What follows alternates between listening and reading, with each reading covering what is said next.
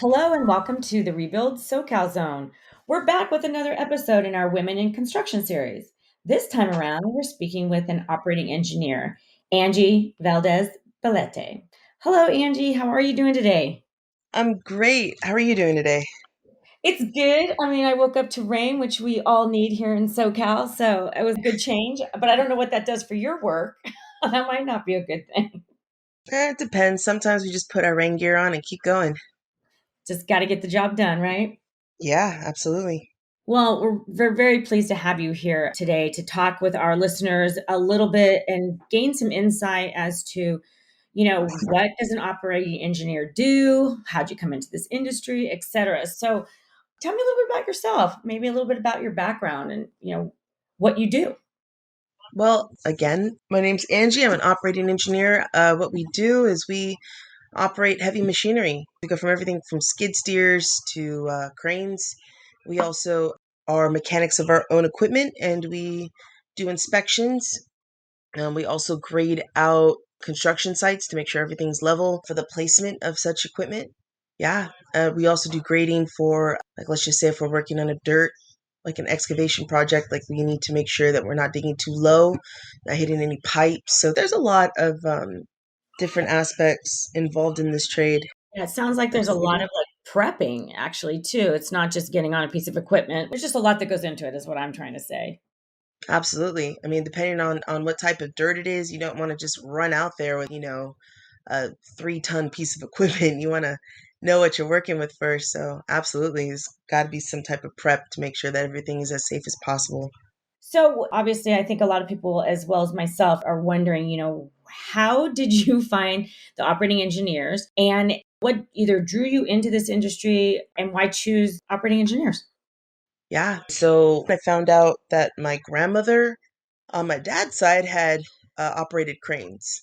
And my dad, my whole life, had been a long haul trucker. Most of my family, they were mostly truckers, but they also operated on equipment on the various farmlands that were owned by my family in Central California, like tractors and skid steers and forklifts. And so it just was, I don't know why, it just seemed like such an attractive occupation to me. I just really wanted to see what it was about. And I've always loved the feeling of being able to work in construction. I'm proud to be an American, and I've always found the idea of being part of the rebuilding of my country as a very attractive idea. And the opportunity I've been given to become part of the operating engineers has just been like a dream come true for me. Yeah. Well, it sounds like, it's kind of in your blood almost, and not unknowing, you know, to find out that your grandmother operated a crane is and not know it and just be driven there. That's awesome.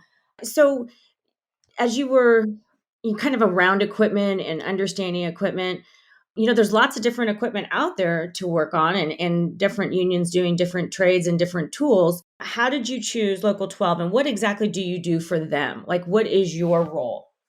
So I'm really, really brand new. I mentioned my father's family, but I didn't meet my dad until I was 23. So this is all like later on knowledge Mhm. about their background, so to speak. Sure. So I found Local 12 when I found out they were the ones that were operating the cranes. I literally just walked up to an operator and asked what union they were. And that's how they let me know. The process to get in is really just testing. And if you test high enough, then they give you a call. Going down the list from the highest to the lowest scores. They usually don't get past like the lower 90s for score wise. And there's also ways to get bonus points on the test. You have to be military experience, crane certification, class A license, which I have none of. So I really just took the test blindfolded almost, so to speak. Angie, it's interesting that you say that because I wasn't sure kind of how long, obviously, you tested. And as I was kind of doing some of my own research, they're only testing every 2 years. So they're really Hmm. looking for really the cream of the crop, if you will. I noticed that it was in January 2020 was the last testing. So maybe it'll be coming up this next spring in 2022. It is a very hard test to prepare. I was looking at some stats, and let's just say they'd have about 8,500 applicants. of which 4,500 tested and 3,800 passed with a score of 70 or better. And then it goes into that tier, right? So you want to be at the highest top of the tier.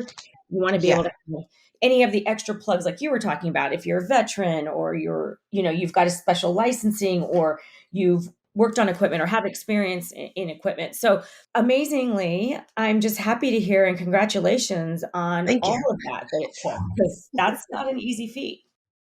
Yeah, I was glad to be able to get the call despite not having any bonus points. So I was actually I was overjoyed. I resigned from my job like the next day. I told my boss right after the phone call, and the next day I just resigned. So Now, were you in the field before, or was this something you were trying to get into? What did you, what, not at all, actually. I was not in the field. I was in sheet metal. I was a local 105 sheet metal worker, and I probably still would have been if I had not gotten into a car accident that almost killed me. So, um, goodness.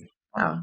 yeah, so this, if anything, was kind of my redemption to get back into the field that I missed so much. So yeah, to me, it's like a godsend. Well, I think it's a godsend maybe that you're here and that you are working for Local 12. And I'm obviously things just worked in the right direction for you. So congratulations. Thank you. So let me ask you a little bit about the apprenticeship training program. Where are you in the program and what suggestions would you have for those that might be interested in learning more about the operating engineers?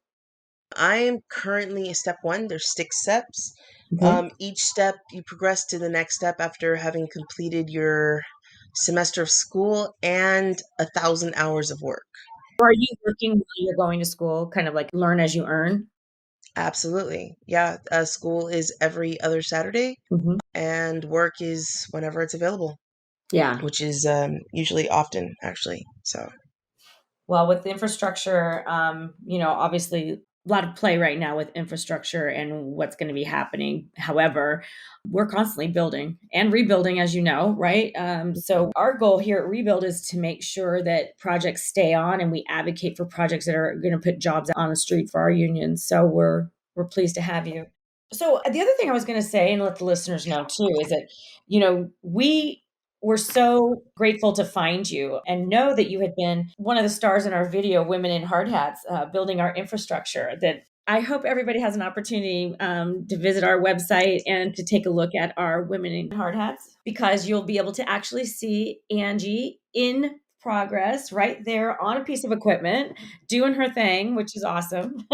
And I appreciate you really taking the time to work with Kelly on that. The information that you're sharing is really important, especially, for men and women.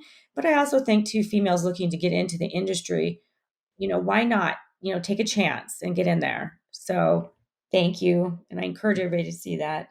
yeah, actually, I got a call from my mom when she saw it on TV, and I also got a call from my boyfriend. He said that his nephew had seen me We'll on start TV, which I didn't know it was going to be broadcast that far. So I was like, oh, really? with wow. So, yeah, That's awesome. I'm glad yeah, people are seeing it because we are advocating, for anybody that wants to work hard and is looking for a career because we know it's more than a job. That, these are good careers with pensions, good pay, vacation, etc. So, it's a family as well. I mean, we all like watch out for each other's back. We're working for the same goal. We are all out there for the same thing, and it's not just a paycheck. We're out there to propagate our trade and do what we love. I think that's the best thing about it, honestly. it's so great to hear you say that too, because I know how much emphasis is put on safety, that safety is everything. Yes, it And is. if you could maybe just talk a little bit about safety measures and things that somebody could expect, and that people don't realize what you go through. I mean, they see the equipment rolling and doing, but they don't realize what's at jeopardy every day. Safety is paramount on these sites. It is so easy to lose your life if you're not paying attention or if you're not careful. These are 2, 3 ton pieces of equipment. That's, 4,000, 6,000 pounds of raw metal that's completely unforgiving that will take you out and not think twice about it. Especially like on, like let's just say you're in a scraper, which is like a really big piece of equipment. It's like one of the bigger pieces of equipment you work with, when you're working with dirt.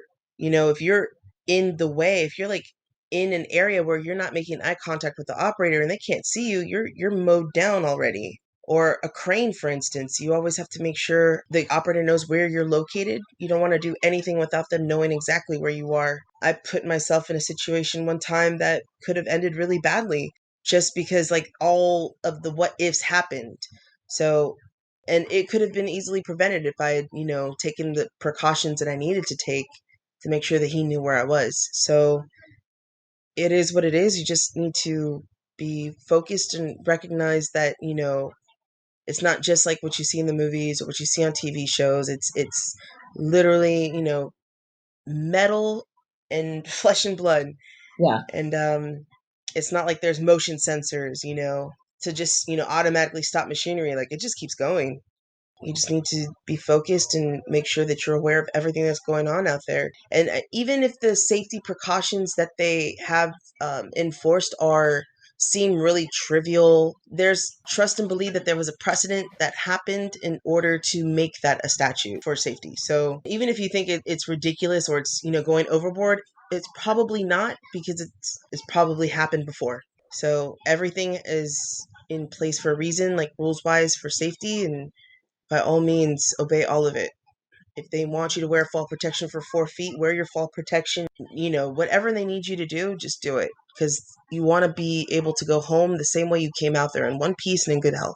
Oh, very well said, Angie. Were you at all intimidated? Because the equipment is so big and you're moving around so much. I mean, obviously, you couldn't be intimidated in the sense that this is something you want to do and you're training for. But I will tell you, I had an opportunity to be out into the DeVore training facility. It was Yeah. exhilarating to me. Okay. Now, the guys tell me what to do, but I'm the one doing it. It What were was, you in? I was in a Loader, skid loader, steer, a loader, a loader. loader? So I was dumping dirt. I was picking it up and dumping dirt, right? Heck yeah, that's right. It was very fun. It was very exciting. But for me, obviously, I'm not trained. I was just, getting on there and someone's schooling me on how to do stuff just to have the experience. But to do it day in and day out, and I've been on sites to see them and how they move that equipment around and on hills and et cetera. Did you ever have any of that, prior to actually getting trained in how to do it? I just thought it might be interesting what your feeling was the first time you were on equipment. So if it makes you feel better, most of the time, most of these pieces of equipment, besides the forklift, and that was the basic forklift. The first time I was on that equipment was probably at DeVore as well. I came in super brand new with no experience whatsoever.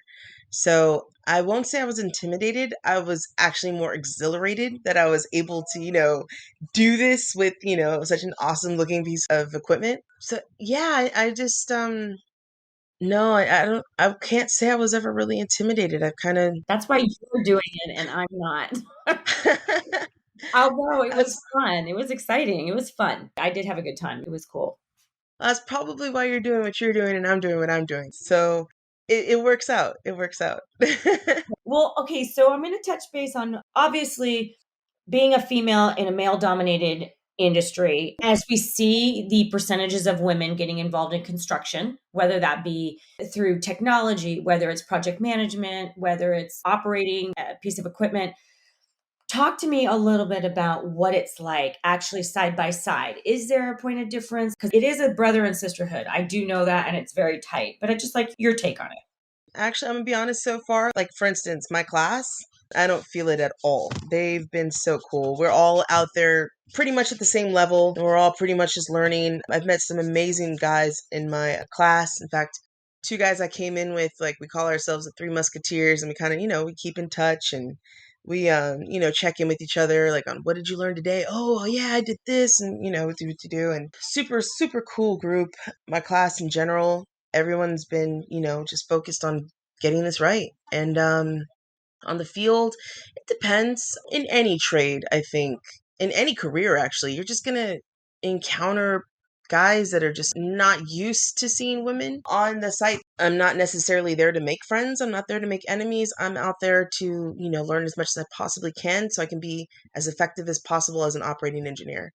I feel as comfortable as I possibly can, and I want everybody else to feel as comfortable as they can. I don't know, as a woman and being as brand new as I just said, my first time being on the equipment is at the training site. So I'm just picking it up as much as I can, which I think I'm picking it up pretty well. Every time I get on a new piece of equipment, I'm usually horrible the first day, and by the next day, I pretty much got it down. Well, it's practice. You know what I mean? You're not going to just get out there and just start. One of my a previous job, they had me operate the skid steer, and I'm used to the one at the training site, which is two joysticks. What's a skid steer? What is that? It's fun. I guess the newer ones now, it's like this really like a little humpback the machine. It's like one seat, you sit in it, you have a couple wheels, or you have a the crawler tracks, like the tank tracks underneath it. They call them crawlers. And that's pretty much it. It's the seat with a little cage on top of a crawler or, four little wheels. And in front of it, it's either forks or you can put like a roller bucket, like the cylinder that rolls. I'm Yep. sure you've seen it. Or you could put like a bucket that you described, like on the loader that picks up, shovels up dirt and then, drops it off wherever. So it's interchangeable. It's like the actual piece of equipment, though, is called the skid steer. And so I'm used to the one at the training site with two joysticks. But this particular site, they're like, "Can you do a skid steer?" I say, "Yeah, I can do a skid steer." I get in, and it's not just two joysticks. The feet are what move the bucket. And so it's something I've never encountered with my equipment whatsoever. So I was really thrown off. And I know they were thinking, like, I thought she said she could do a skid steer. And I'm like, and thinking in my head, this is totally different. By the next day, I had it down. But the first day, I know I just looked crazy out there, just going either too fast or too slow, trying to lift or lower the bucket. And it's just in my head, I'm thinking, like I'm not only representing my union, I'm representing females as well. So that's kind of my motivation, just to get it right as quickly as I possibly can. Oh, yeah. I'm thinking to myself, so you've got your little three musketeers. I love that. That's so cool. Just for an example, were there any other women in your class? No, Okay, so you're the only one. so far, yeah. Yeah. It goes back to really, I think, identifying with the work, the equipment, and that brotherhood and sisterhood that does happen. I know we've got quite a few instructors also that are female, which is great to see because there's a place for everybody. And I think ultimately we talk about women in construction, but it's really just an opening for everybody and anybody if you're willing to work. It's not an easy job. Yep. You can't sit down. It's not about that. So, Angie, tell me a little bit about maybe a current project that you're on or some projects that you've been on. And I should ask you, how long have you actually been an apprentice? Like, when did you start? I started in April. My very first job was on Cinco de Mayo of this year, 2021. And what did you do or what were you building? I was a crane oiler, which is basically a crane operator assistant. I was working on the Purple Line. It currently goes from downtown to Koreatown. It was going to be extended out from Koreatown to about UCLA area, Westwood. Hmm. And so I think they were, I want to say five or six. I could be wrong. To my recollection, I think it was six new stations.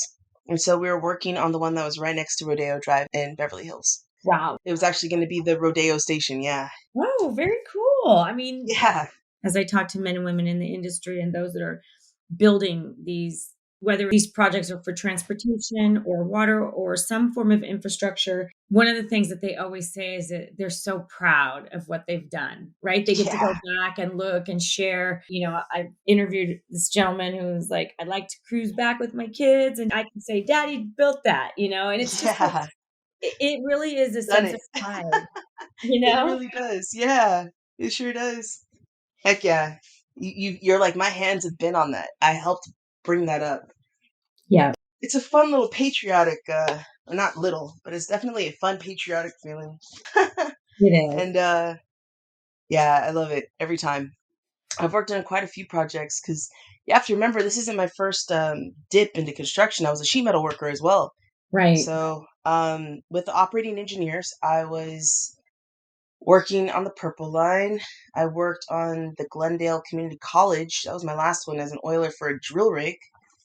Hmm. Um, I was working on, I honestly don't even know what this project was, but I was doing a little bit of water pool work for this one company. It was right next to a private school on an abandoned asylum Oh, in wow. Browning. I mean, I could have worked without knowing that. Right. um, I mean, I'm a step one apprentice, Well, straight beginner. So I don't really get told what we're doing. I get told more, go do this, it's really just the joy of working and putting what you're learning into application, which is cool. Let me just ask too. So when you got the call from the operating engineers and that you had passed, what happened from there? Is there a placement process? Is there a waiting game? Is there? I'm kind of going backtrack to the apprenticeship training, but So, okay, so I didn't get the call saying I passed. You get a letter in the mail saying if you passed or not. okay, That was about 3 years ago. okay, And it's pretty much a waiting game. You're just waiting for that phone call. Like I said, I tested. I know I passed, but the sure, question is, do they reach you on the list? okay, Because there's so many people, with the bonus points that scored above you, whatever, whatnot. I scored an 88 on my test. They usually don't reach that score wow, at all. Like, I don't think they ever really go past the mid to low 90s. yeah. So I think I just got lucky because of COVID. They were just going off an old list. Yeah. They were working off the 18 list when they called me, and that was in April. Well, what's interesting, when I did have a conversation with a leader in the industry, he did indicate that due to COVID, that some of the testing was prolonged and that he wasn't sure if it'll happen again this spring. Obviously everything taken aside. So probably going to be working off of lists of people who have already tested and were ready to go. So good news is you got the call. And when you Heck get the yeah. call, what did they say? Yeah, what did they say? They say, okay, we got a job for you, or like, what? I don't know. How does it work? So you start out as an applicant. You don't even start out as an apprentice. You get the call. They set you up to online on Teams, Microsoft Teams, to watch a series of training videos. And, once you finish, the tests that are associated, the quizzes and tests that are associated with the training videos, then they get you set up to go out to Devore for the training site. Okay. Because I'm sure that I'm not the very first person that's ever showed up with absolutely no experience on equipment, with just like, a huge zeal Right. to get to know it. So they send you out to the training site, they put you on the forklift, and they put you, on a bunch of pieces of equipment. And once you are deemed to be fit to work, that's when they put you out there. They don't want to send somebody that's completely inexperienced. They want you to have some type of, affinity or some type of skill before sending you out there to a actual job site. So for me, it was a few weeks. And then I guess they deemed me and one of the other musketeers fit, and they sent us out on our first jobs. That's great. That's great. Well, it's nice to see basically like a road path, that you have an idea of what happens, even though the timing, it takes a while to get it, but they are looking for the top tier. So I'm just really proud that you're out there and that you are doing what you love and that you are, you know, working towards a career of something that will, take you far and grow. Absolutely. I'm beyond proud to be here. Yeah, I'm super stoked. That's great. Well, is there anything else that you'd like to share about being a woman in the construction industry in general, or anything, tips or highlights that you'd like to? To be honest, when you're out there, you're not just representing yourself, you are representing your union, your trade, and you're representing females everywhere. So put that work in, it will definitely pay out. It's not really even about being a woman out there on the site. It's about being, a hard worker. Don't ever get lazy. Keep moving. And just remember what we're out there doing. We're building up America. We're building it from the bottom up, and that's the whole point. So just put your best foot forward, because that's what you're going to end up being able to remember about that is, your actual footprint. So just, And great yeah, words. No, great words and great words of advice, and just awesome. really thoughtful ideas and thoughtful ways of being in this industry or others. And I think it'd be a pleasure to have you as an employee, just based on your attitude and your drive. And I just want to thank you so much for joining us today and for sharing a little bit about what you do, and hopefully opportunities to inspire others that are looking for a job or a career in this industry. And just appreciate your candidness with us today. It was a pleasure to be here. I'm glad I got to put my little 2 cents in. Well, we appreciate it. You really added to the conversation. Thank you so much. My pleasure. Thank you. Okay, well, thanks for listening. Be sure to subscribe and join us again in 2 weeks for another episode of the Rebuild SoCal Zone. Have a great day.